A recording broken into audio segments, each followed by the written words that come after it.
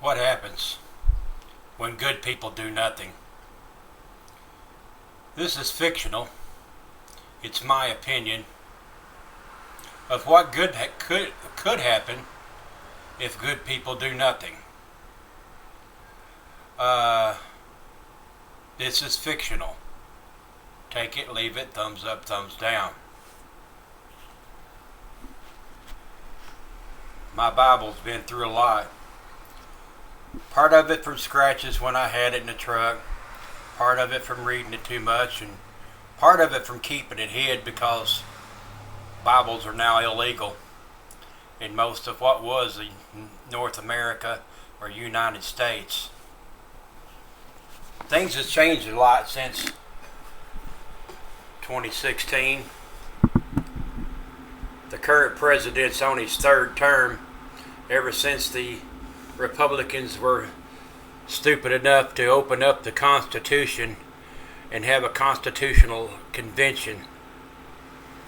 The liberals have taken over most of the East Coast, and they now call it the new motherland. And they pretty much control all of the laws in America. The PETA party has taken over most of the House of Representatives, and they just sentenced the first citizen to life in prison for killing a cow. They do not want anybody to eat meat ever again, and since we can't raise enough garden veggies or have enough protein, most of that area over there is pretty much scarecrows. Southeastern United States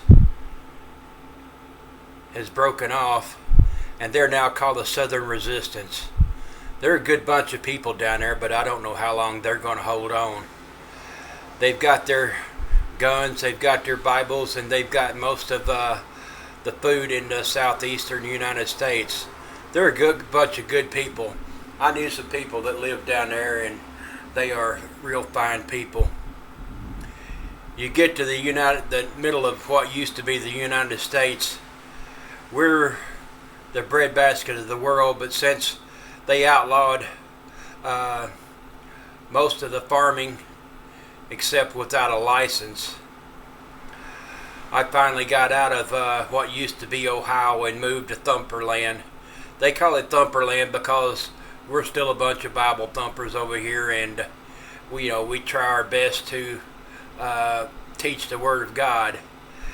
They say that somewhere in the middle of a wheat field in Kansas, in an underground bunker, they are still printing Bibles. I sure hope they do, because if you could even find one or anybody willing to preach out of one, is a rare commodity. They opened up the constitutional amendment, Constitution there for amendments. The first thing they done was outlawed freedom of speech. They outlawed the Second Amendment. Then they outlawed right to assembly. So you can still go to church now, but you can't have Bible school or Sunday school at church. You can only listen. You can't ask questions. Homeschooling your kids is illegal. So if you're not, most people don't even put their kids in school or try to teach them. They just kind of work them on the farms and do what they can. The Western United States, after they decided not to even control the borders anymore and just kind of open them up, Latin America is still Latin America, but most of the Western United States is between 98 and 99% Hispanic, and they call it Latino America now. And California, with all their rules and regulations and taxes, they're pretty much messed up out there.